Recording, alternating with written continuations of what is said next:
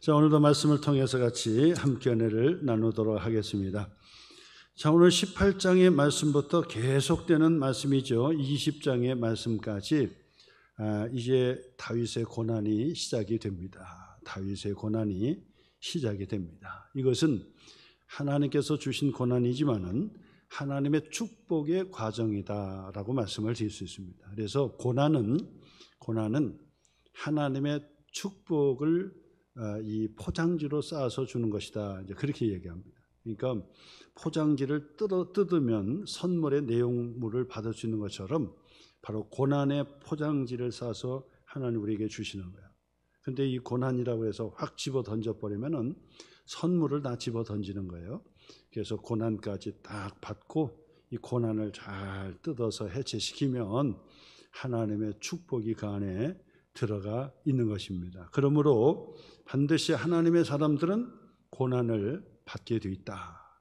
하나님께서 우리를 자녀로 여기시기 때문에 고난을 주시는 것이다 라고 하는 것입니다. 그래서 이 고난이 그냥 하나님께서 내게 주시는 고난은 하나님의 축복이라는 사실을 다시 한번 마음속에 딱 생각하고 기억하시기를 바랍니다. 이 다윗이 이스라엘의 왕권 시대의 두 번째 왕으로 사무엘 선지자가 가가지고 기름을 부어서 왕으로 세웠어요. 15살에 기름을 부음을 받았다 그랬습니다. 그리고 나서 30세가 돼가지고 이 헤브론에서 바로 이 왕으로서 등극을 하게 되는 거예요. 그때까지 몇 년이 걸렸습니까? 15년이 걸렸다. 15년. 요셉은 바로 형들의 미움을 사서 애굽의 종으로 팔렸는데 몇 살에 팔렸습니까? 17살에 팔렸어요. 그리고 애굽의 국무총리, 실세 국무총리가 되는 나이가 30세였어요. 그러면 몇 년 동안 훈련을 받았어요? 바로 13년 동안 종살이 하면서 감옥에 들어가 훈련을 받게 된 거예요. 모세는 바로의 궁에서 이 왕자 수업을 받고 공부도 하고 훈련을 받았어요. 그리고 나서 하나님 앞에 쓰임을 받기 위해서 40세의 미디안 광야로 도망쳤는데 하나님 앞에 부름받은 소명의 나이가 몇 살입니까? 80세. 그러면 이 모세는 미디안 광야의 훈련, 고난의 훈련이죠. 처가살이하면서 미디안 광야에서 사는 그 기간이 몇 년이었습니까? 40년이에요.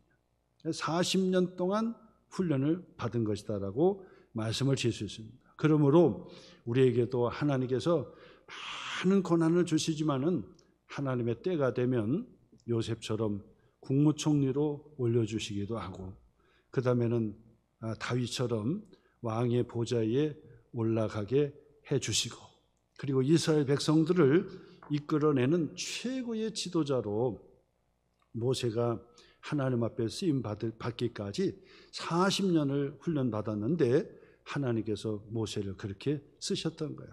이처럼 하나님께서 우리에게 고난을 주시지만은 반드시 그 고난 후에는 반드시 하나님의 축복이 있다라고 하는 사실입니다. 그래서 종교개혁자들이 모토 중에 많은 모토가 있어요. 그 중에 이제 아주 중요한 모토 중에 하나가 있는데 포스트 테넨브라스, 이 스위스의 바로 이 개혁자들을 아주 공원에다가 돌로 크게 세운 그런 그 기념 공원이 있는데 그 안에 돌비에 그 글자를 라틴어로 다 크게 새겨놨어요. 그 새겨놓은 글자가 뭐냐면 포스트 테넨브라스 럭스 이렇게 써놨어요. 포스트란 얘기는 이후에 그런 뜻이에요. 이후에 테넨브라스는 이 어두움이란 뜻이에요.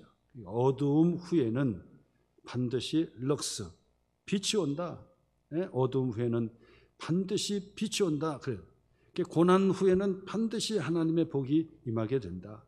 그리고 우리가 걸어가는 그 고난의 그 길은 바로 이 터널을 지나가는 것이지 땅굴로 들어가는 것이 아니다. 땅굴로 막창까지 들어가면 막혀 있습니다. 그런데 이 터널로 지나가는 것은 칠흑처럼 똑같은 어두움이지만은 한참을 지나가면은 이제 그 터널의 마지막에 빛이 오게 돼 있어요. 그처럼 바로 이 고난 후에는 반드시 빛이 있고 하나님의 복이 임한다는 사실을, 그래서 이 고난을 우리가 정말 지혜롭게 잘 받아가지고 이 고난의 원인이 무엇인지를 파악하는 것이 지혜예요. 고난이 죄의 문제라면 죄의 회개를 통해서 해결해야 되는 것이고, 그 고난이 인내의 문제라고 한다면 참고 인내하고 기다리는 거예요. 그리고 이 고난이 마귀에게 주는 것이라고 한다면 이것을 쫓아내야 되는 거예요. 성령으로 쫓아내야 되는 거예요. 그래서 마귀가 주는 것이라고 한다면 성령의 능력으로 바로 이 고난을 쫓아내야 되는 거고, 죄의 문제라고 한다면 하나님 앞에 엎드려 회개를 해야 되는 것이고, 그리고 하나님의 뜻이 있고 목적이 있어가지고 가는 길이라고 한다면, 겪는 거라고 한다면 반드시 인내해야 되는 거고, 그리고 하나님께서 내게 빛을 주시는 때까지 뭐 해야 됩니까? 기다릴 줄 알아야 돼요. 기다리는. 어떻게 기다립니까? 기도로 훈련받아가면서 기도하는 거예요.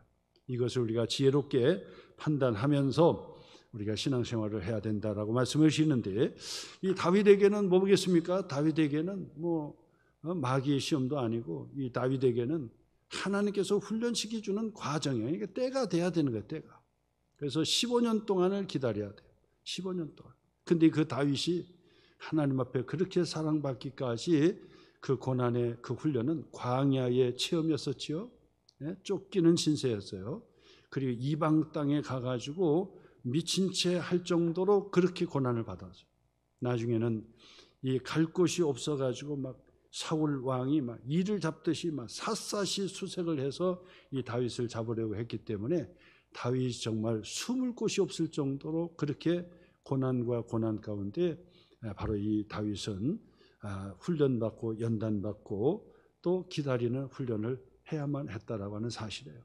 그래서 18장부터 시작해서 20장까지 이 다윗의 고난이 다 시작이 되는데, 자, 오늘은 다윗의 고난과 함께 이 다윗을 고난의 고통으로 빠뜨렸던 사람이 사울인데, 사울 왕에 대해서 한번 몇 가지 살펴보려고 하는데요.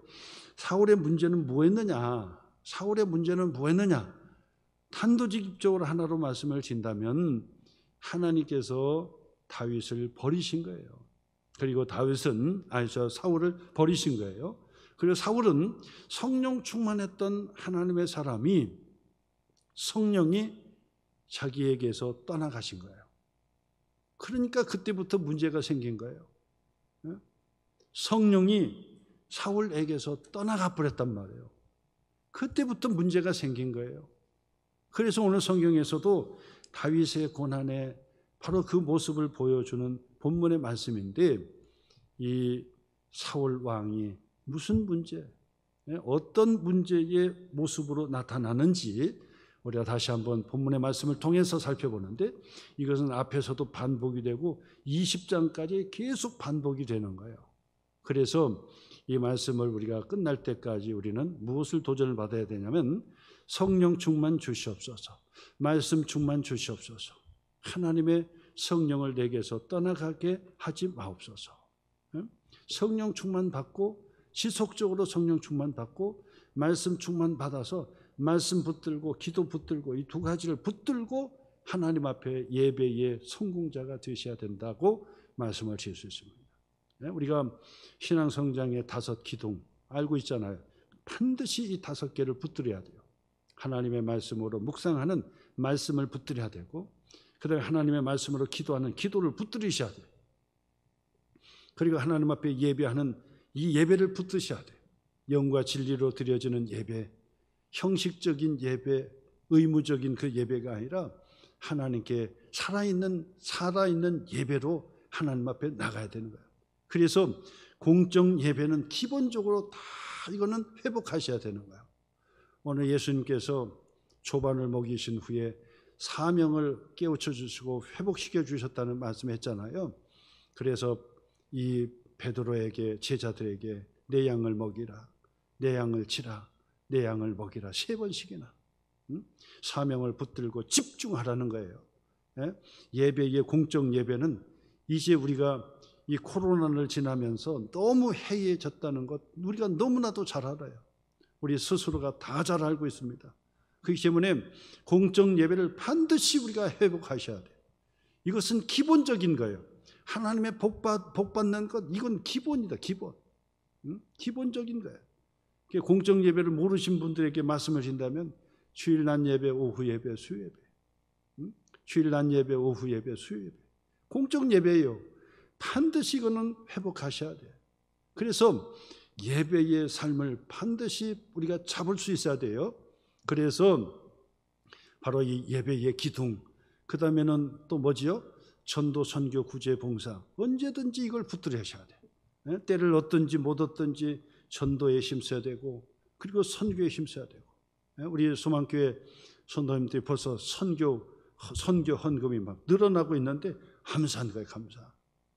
내년에는 건축헌금, 선교헌금 이것도 작정을 한번 하셔야 될 것 같아요. 그래서 하나님 앞에 작정하고 막 열심을 내고 막 이렇게 하셔야 되는데, 전도하고 선교하고 구제하고 봉사하는 일은 복 받는 일이고, 이것은 엑서사이즈 운동하는 거예요. 우리가 밥 잘 먹고 또 열심히 사는데 운동 안 하면 몸에 근육이 빠지는 것처럼 운동을 하셔야 되는 것처럼 영적으로 이 근육 운동하는 것이 뭐냐? 전도하고 선교하고 구제하고 봉사하고 이것을 반드시 하셔야 됩니다. 그런데 우리 봉사하는 일에 있어서는 뭐 두말할 것도 없어요. 책임감도 있고요. 열심히 다 잘 하시는데 얼마나 감사해요. 뭐 원망 불평 하시는 분도 없어요. 너무 감사해요. 이거는요. 이것은 영성이고 또 그다음에 영적인 근력 운동이고 얼마나 좋아요. 열심히 봉사하시니까 너무너무 감사하고 너무나도 좋아요. 그 잘하는 겁니다. 그러면서 정말 환경의 의식도 높죠. 우리 소망교회는 의식 수준이 높아요. 우리 소망교회 특별히 그런 부분에 있어서 정말 제가 오전에도 제가 말씀드렸듯이 저도 개인적으로 꼰대 체크리스트 한번 해봤단 말이에요. 해봤더니 야 이거 반성해야 되겠다. 나도 이게 좀 조심해야 되겠다 라고 생각하는데, 우리 교회 꼰대 체크리스트 가만히 보니까 우리 소망교회는요 이거는 벌써 80점 90점에 육박해요. 우리 소망교회는 다른 교회하고 달라요.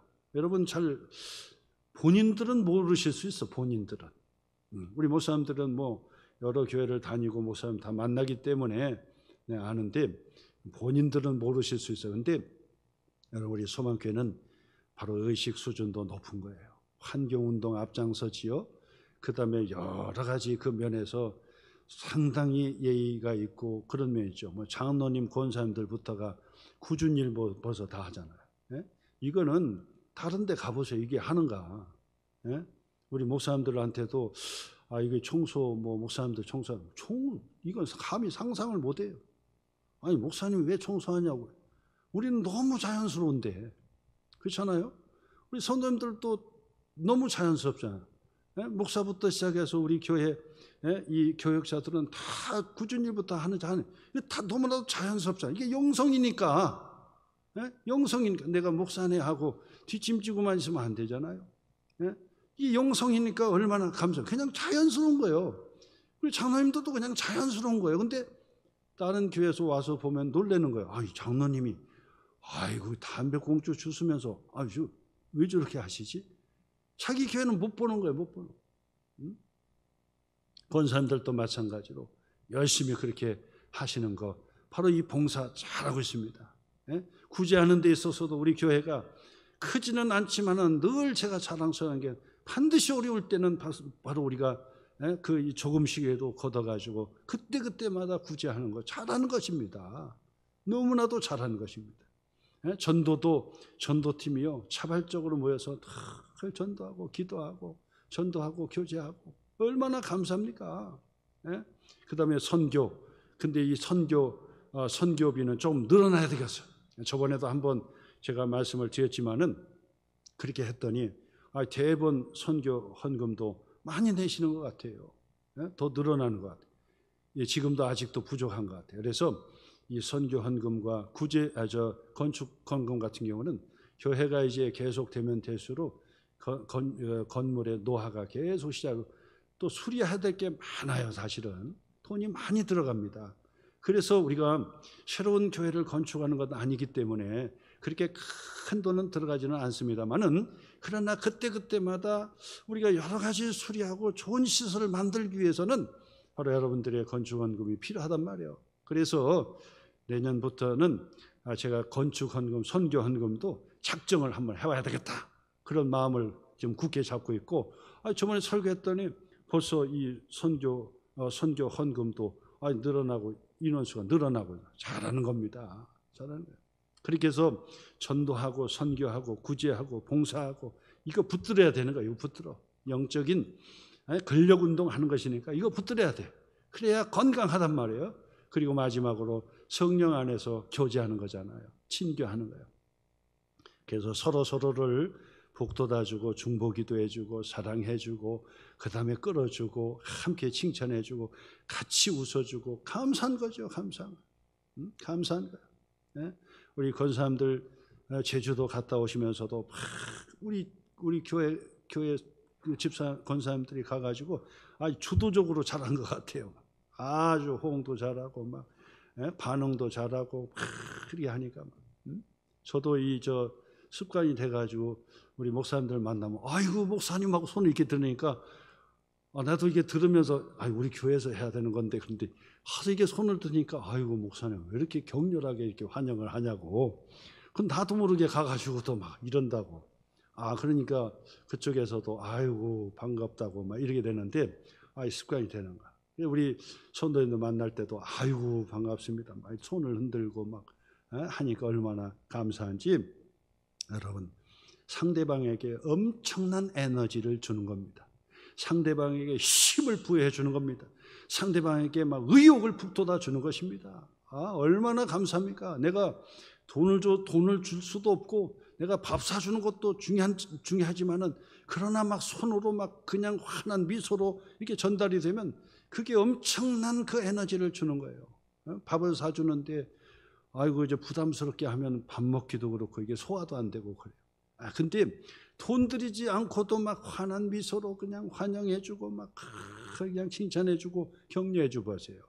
그러면 엄청난 효과가 있는 것입니다. 그렇기 때문에 여러분 다시 한번 우리 소망교회는 그런 수준이 있고 신앙의 그런 그 기둥들이 단듯하게 이렇게 세워가는 것이 얼마나 감사하고 또 감사한지 모르겠습니다. 그런 의미에서 여러분 다시 한번 힘을 내서 성령 충만, 말씀 충만하셔야 돼요. 사울 왕이 어땠습니까? 성령에서 떠나가니까 문제가 생기고 심각한 문제가 생겼는데, 이것이 바로 이 다윗의 15부터 30세에 이르기까지 15년 동안이나, 사울이 죽을 때가 15년 동안이나 이 사울이 정말 문제가 심각했던 거예요. 그것이 20장까지 계속 반복이 되는 거예요. 계속 반복이 되는 거예요. 오늘도 마찬가지예요.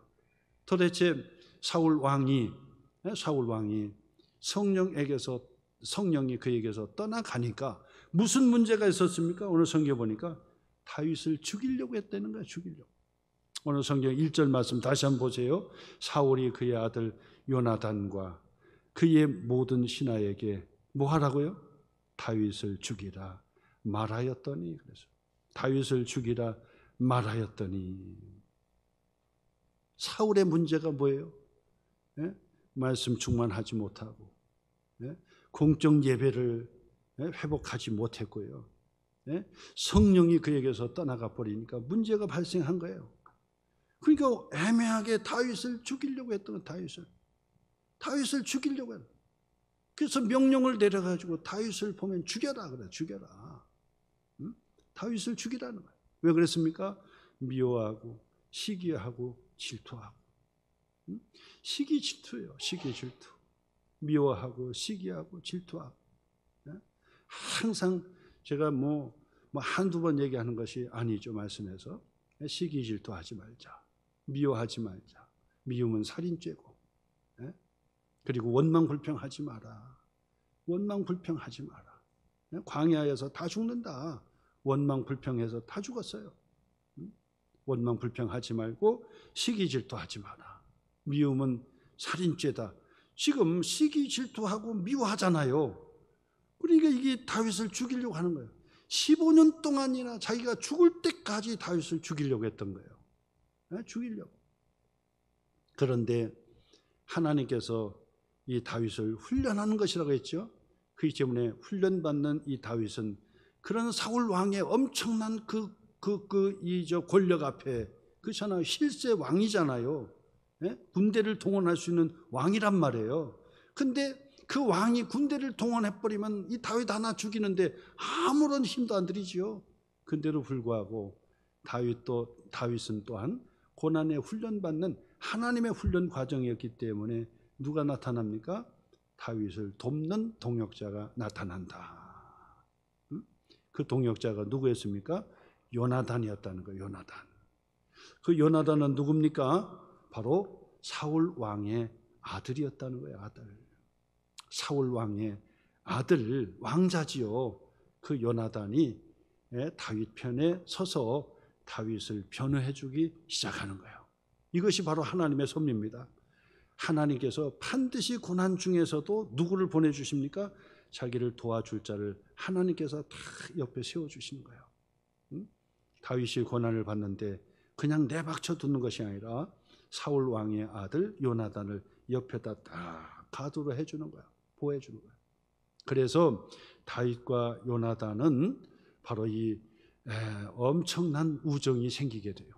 그래서 우리는 다요지교다, 성경적으로 다요지교다 그런다. 다윗의 요나단은 바로 그 남녀의 사랑보다도 더 뜨거운 그런 우정을 가지고 있었다라고 성경은 가르쳐줘요. 성경을 보면은 이 다윗도 요나단을 정말 신뢰하고 또 요나단은 다윗을 보호해 주는데 자기 아버지잖아요. 사울 왕이 아버지요. 그러니까 아버지를 피하여 그 다윗을 보호해 주는 정말 그 뜨거운 그 사랑을 요나단을 통해서 우리가 볼 수 있다라고 하는 사실이에요. 이처럼 여러분 우리가 힘들고 어려울 때 다윗에게 요나단이 있었던 것처럼 하나님께서 요나단을 보내주셨던 것처럼 바로 여러분들에게도 가까이에서 힘주시는 바로 요나단이 있다는 사실을 여러분 기억하시오. 그래서 바로 소망교회 성도 나를 위해서 기도해 주시고 또 함께 웃어주고 엄지척을 해주시는 우리 장로님, 권사님, 집사님이 하나님이 나에게 보내주신 요나단이라고 믿으시기를 주님의 이름으로 축원합니다. 할렐루야. 다시 한번 할렐루야. 요나단, 한번 앞뒤를 돌아보시면서 당신은 나의 요나단. 시작. 당신은 나의 요나단. 확신하시죠? 바로 멀리서 찾지 말고 멀리서 찾으면 안 돼. 항상 가까이서 찾으세요. 당신은 나의 요나단입니다. 장로님은 나에게 요나단입니다. 권사님은 저에게 요나단이에요. 요나단. 나를 도와주시고 나를 위해 기도해 주시고 나를 보호해 주시는 하나님께서 나를 위해서 보내주신 요나단. 당신은 나의 요나단입니다. 요나단. 그 요나단이 뭘 해요? 그 한번 보겠습니다. 요나단 바로 보겠습니다. 4절 말씀부터 보겠습니다. 요나단이 아버지 사울에게 뭐라고 얘기하는지 보겠습니다. 4절.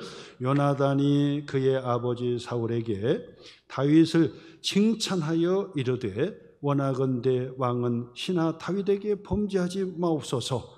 그는 왕께 득죄하지 아니하였고 그가 왕께 행한 일은 심히 선함이니이다.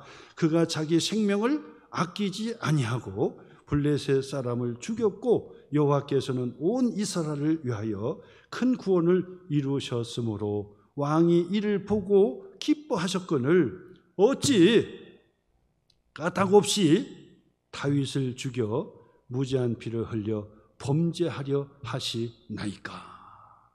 아무리 왕이지만 아무리 왕자지만요, 왕 앞에서 이런 직언을 할 수 있다는 것은 목숨을 거는 얘기예요. 사실은요. 목숨을 거는 얘기예요. 근데 누구를 위해서 목숨을 걸어요? 다윗을 위해서. 왜요? 하나님이 보내주셨으니까. 하나님은 다윗을 위해서 보내주셨으니까. 다윗을 보호하라고 하나님께서 천군 천사를 보내주듯이 요나단을 보내줬으니까. 요나단은 아버지 앞에서 아버지 어찌하여 까닭없이 다윗을 죽이려 하시나이까? 그리고 어찌하여 범죄를 저지르려고 하시나이까? 그 다윗은 왕의 신하입니다. 하나님을 위해서도 그렇고 왕을 위해서도 그렇고 블레셋의 전쟁터에 가서 크게 승리한 것도 바로 이 다윗일진데, 왕이시여 다윗을 칭찬해줘도 현찮을 텐데 왜 시기 질투하고 미워하고 그리 죽이려 하나이까? 지금 그 얘기하는 거예요. 그 얘기. 그러니까 여러분, 바로 우리의 주변에 있는 장로님과 권사님과 집사님이 나의 요나단이지만은 다시 한번 입장을 바꿔. 내가 바로 요나단이 되는 거예요.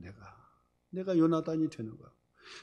내가 장로님의 요나단이 된다면, 내가 권사님의 요나단이 된다면, 내가 집사님의 요나단이 된다면 어떻게 해야 돼요? 칭찬해 줘야 돼요. 칭찬해 줘. 신앙생활을 잘하고 있습니다. 잘하고 있는 것입니다. 그리고 박수로 격려해 주는 거예요. 잘하고 있습니다. 잘하고 있습니다. 하나님, 우리 권사님이 잘하고 있습니다. 우리 집사님이 힘들지만 잘하고 있습니다. 주여 함께해 주시고 축복해 주세요. 문제를 해결해 주세요. 그렇게 하는 거예요. 그래서 나의 주변에 요나단이 있고, 그리고 나는 내가 요나단이 되는 거예요. 내가 요나단이 되는 거예요. 그래서 칭찬해 주고 격려해 주는 거.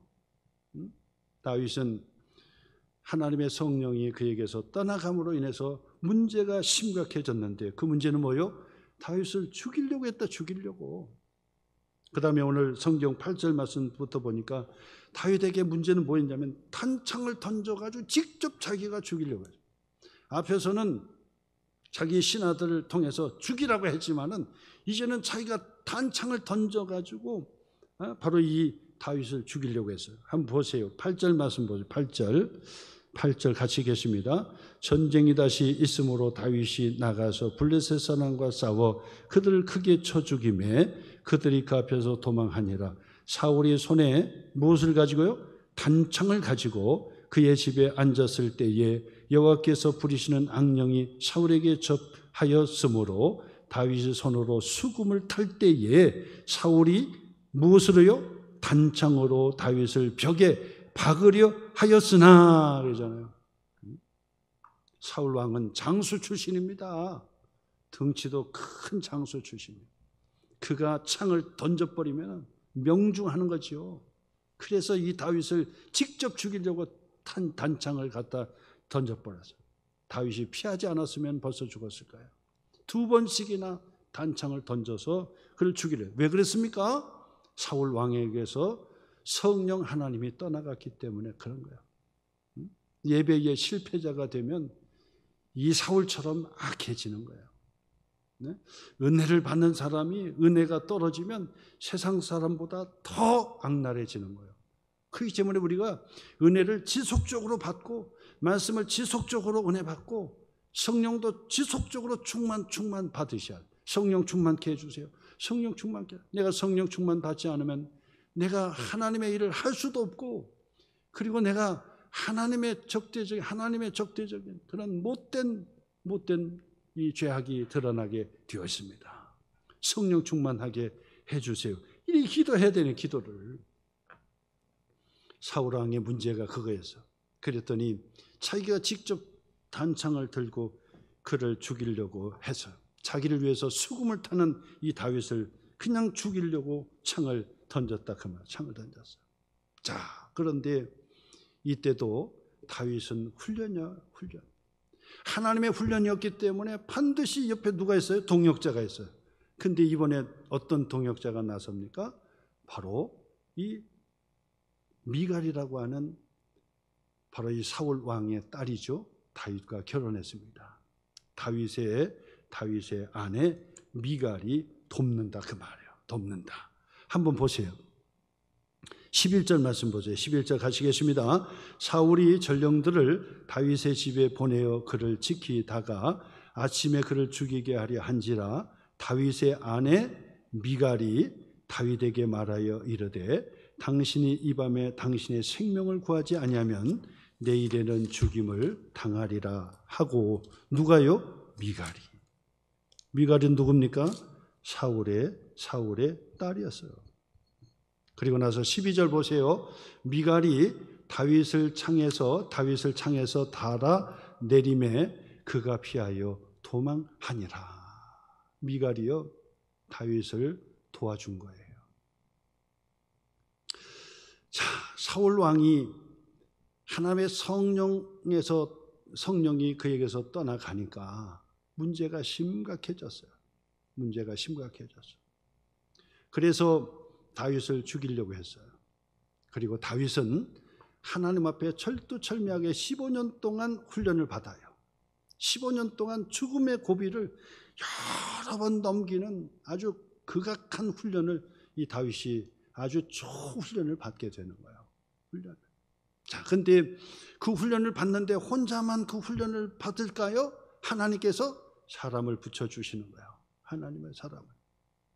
그 하나님의 사람이 누굽니까? 사울의 딸 미갈이었던 거예요. 자기의 아내가 자기를 도와주는 거예요.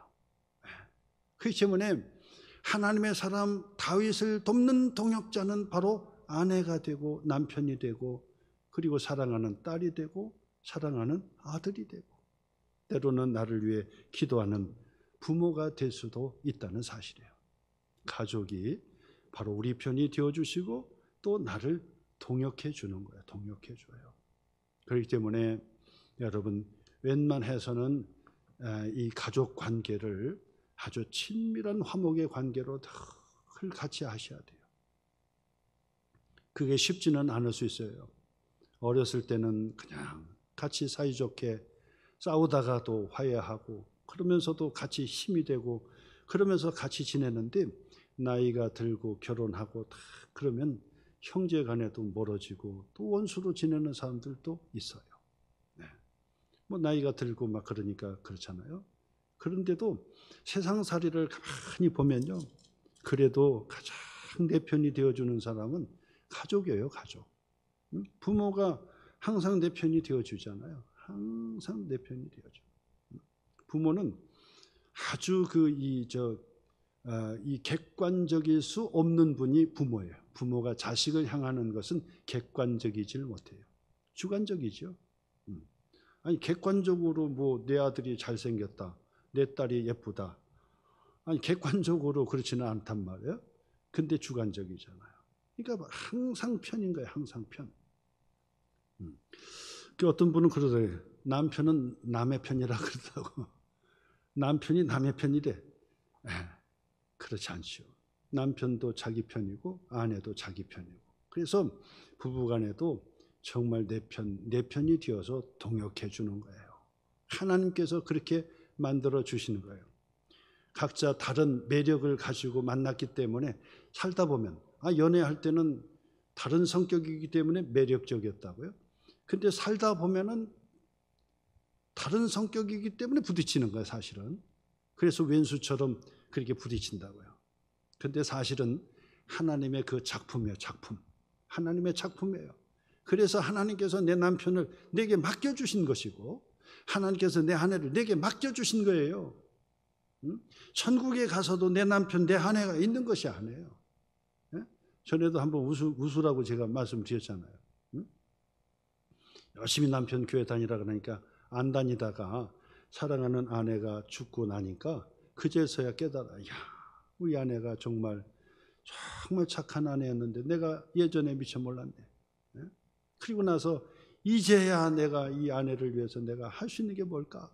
그 아내가 나를 전도했는데 한 번도 교회 나가지 않았는데 내가 이제 신앙생활 해야 되겠다. 그리고 나서 목사님한테 얘기하는 거예요. 목사님, 내가 예수님을 믿고 신앙생활 잘하면 천국에서 내 아내를 만날 수 있습니까? 그러니까 목사님이 만날 수 있다고. 가장 아름다운 그런 처녀 총각으로 다시 그렇게 만날 수 있다고. 천국에 가면 가장 아름다운 모습으로 다시 만날 수 있다고 하는 거예요. 희망을 가지고 예수님을 믿고 믿음 생활, 교회 생활 열심히 하다가 천국에 가는 거죠. 예수님을 만났습니다. 그리고 나서 궁금해요. 내 아내가 어디 있을까? 내 아내를 찾느냐고 보니까 저 안에서 행복하게 있는 모습을 보니까 가장 아름다운 모습이에요. 그러니까 그 안 너무나도 반가워가지고 막 뛰어가면서 저희 부르죠. 여보 하고 뛰어가니까 거기서 하나님을 좀 맞이하는데 그 남편을 맞이하는데 오셨습니까? 형제님 그러더라는 거예요. 이 얘기하면 다 웃어야 되는데 웃지를 않아. 천국에 내 남편 내 아내가 없다는 얘기죠. 내 남편 하나님께서 이 땅에 내게 맡겨주신 그런 그 동역자라는 얘기예요. 동역자라. 하나님께서 가장 어려울 때 하나님께서 배우자 미갈을 다윗에게 붙여준 거예요. 그래서 이 미갈이 다윗을 창에 달아 내리면서 도망할 수 있도록 바로 이 다윗을 보호해 주셨다 그 말입니다. 오늘도 여러분 그래서 가족관계하고 형제관계를 여러분이 늘 하셔. 나중에 후회하지 마시고, 나중에 후회하지 마세요. 세상에 많은 사람도 있지만 다 좋은 사람이 있지만은 그래도 피부치에 그 형제 자매하고 잘 하시라고. 그래서 관계도 풀고, 그다음에 사랑도 하고, 그다음에 조금 내가 더 손해 보면은 다 가까워질 수 있어요. 네? 조금 내가 손해 본다, 내가 덜 한다, 내가 더 낸다 이래 생각하면은 그러면은 화목해질 수 있어요. 물론 다 단순한 관계는 아니지만은 그래도 여러분 노력해서 다윗에게 미갈이 있었던 것처럼 바로 우리에게 이 미갈, 부모와 형제와 그리고 자녀들과의 관계도 잘 그렇게 해야 된다고 말씀을 드릴 수 있습니다. 그 다음에 마지막 세 번째로는 성령이 사울에게서 떠나가니까 제정신이 안 해. 제정신이. 이거 좀 기가 막힌 얘기예요. 기가 막힌 얘기. 아들 앞에서, 요나단 앞에서, 아들아, 내가 잘못했다. 다시는 내가 다윗을 죽이려 하지 않겠다고 맹세까지 했어요. 근데도 불구하고 또 다윗을 죽이려고 하는 거예요. 죽이려고. 다윗이요 도망치다가 어디로 갔냐면 사무엘 선지자 그 고향으로 도망간 거예요. 라마 나요스로 도망간 거예요. 오늘 보겠습니다. 18절 보겠습니다. 18절 같이 읽겠습니다. 18절 다윗이 도피하여 라마로 가서 사무엘에게 놓아가서 사울이 자기에게 행한 일을 다 전하였고 다윗과 사무엘이 나요스로 가서 살았더라. 다윗이 사울에게로 도망친 거예요. 그래서 라마 나요스로 가가지고 사무엘하고 같이 교제하면서 거기서 숨어서. 그래서 다윗이 생각할 때는 그럴 거예요. 이 사무엘하고 같이 있으면 사울 왕이 어떻게 해하지 않겠지 이렇게 생각했던 거예요. 그랬는데 바로 이 사울 왕은 제정신이 아니었어요. 군대를 총동원해가지고 이 사무엘의 고향 라마 나요스로 군대를 풀어서 전부 들어가게 된 거예요. 다윗을 잡으려고 소식을 듣고 들어가요. 그래서 거기에서 전령을 보내가지고 다윗을 잡아라 하고 보냈는데 바로 이 전령이 사무엘과 이 다윗이 있는 그 동네에 들어가면 성령 충만 받아가지고 예언을 하게 되는 거예요. 성령 충만 완전히 바뀌는 거예요. 다윗을 죽이라고 갔는데 가가지고 은혜를 받는 거예요. 은혜를. 그러니까 사무엘과 이 다윗이 성령 충만, 은혜 충만이 바로 그 주변에 가득 채워졌다는 거예요. 그러니까 다윗을 죽이려고 보내면 성령 충만 받고 오는 거예요. 그러니까 또 다른 전령을 보내는 거예요. 가서 반드시 죽여라. 그래가지고 가서 들어가기만 하면 성령 충만 받아가지고 은혜 충만 받아가지고 은혜 받는 거예요. 그러니까 이 나중에 사울 왕이 이거 안 되겠다. 직접 군대를 이끌고 한번 다 들어가야 되겠다 해가지고 사울 왕과 군대를 동원해서 그 안으로 들어가 버렸어요. 사무엘도 죽이려고 했을 것이죠. 다윗을 죽이려고 잡으려고 들어갔다. 그랬더니 들어가자마자 사울 왕도 성령 충만 받아요. 오늘 보세요. 23절부터 보겠습니다. 23절 사울이 라마 나요스로 가니라 하나님의 영이 그에게도 임하시니 그가 라마 나요스에 이르기까지 걸어가며 예언을 하였으며 그가 또 그의 옷을 벗고 사무엘 앞에서 예언을 하며 하루 밤낮을 벗은 몸으로 누웠더라. 그러므로 속담에 이르기를 사울도 선지자 중에 있느냐 하니라. 그러니까 이 사울 왕도 들어가 가지고 다윗을 죽이려고 들어갔는데 꼼짝 못하는 거야. 다윗은 고난 가운데 누가 지켜주셨습니까? 성령 하나님께서 지켜주신 거예요. 성령 하나님.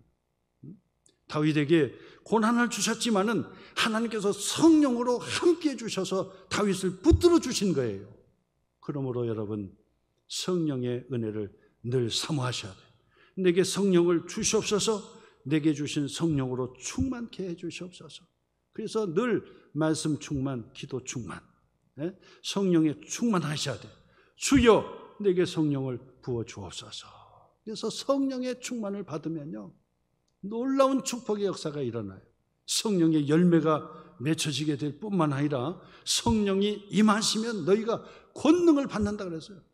성령의 기름을 머리에서부터 발끝까지 받으면요, 웬만한 질병들은 그냥 떠나가게 되고, 그리고 성령이 내게 임하시면요 가장 기쁘고 감사하고, 성령 충만을 체험하셨어야 돼요. 체험. 성령 충만을 체험하니까 막 그냥 기쁜 거예요. 기쁜 거예요. 골방에 들어가가지고 주여 기도만 하고 있어도 막 그냥 눈물이 펑펑 나고 막 그냥 회개하게 하고, 그리고 막 기뻐하게 되고, 그 다음엔 두려움이 없어. 두려움이 막 강하고 담대하라 그랬는데 그냥 강하고 담대한 마음을 하나님께서 주시는, 그 얼마나 감사한지 막 감사하고 기뻐하고 또 두려움을 떠나가고 그러는 거예요. 그렇기 때문에 여러분, 하나님께서 나를 치료해 주시는 방법은 다른 거 없습니다. 말씀 붙들고 성령이여 내게 임하여 주옵소서. 성령 충만 주시옵소서. 그래, 성령 충만 받으면요 마음을 강하고 담대하게 기뻐하며 감사하며 하나님의 축복의 삶을 살아낼 수가 있다는 사실입니다. 성령이 사울에게서 떠나가니까 문제가 심각했어요. 그러나 성령이 임하시면 바로 놀라운 축복의 역사가 일어나게 되는 것입니다. 오늘도 여러분 말씀 붙들고 씨름하시기를 바라요. 성령을 구하시기를 바라요. 그래서 하나님의 은혜 축복의 삶을 힘차게 살아내는 성도가 되시기를 주님의 이름으로 축원합니다. 기도하시겠습니다. 우리 같이 한번 기도하실 때, 성령 하나님이 사울에게서 떠나갔을 때 문제가 생겼다 그랬어요. 주여 말씀 충만, 성령 충만해 주시옵소서. 성령 충만, 성령이여 늘 충만케 해달라고 한번 기도하는 기도를 같이 1, 2분 동안 같이 통성으로 같이 기도하겠습니다.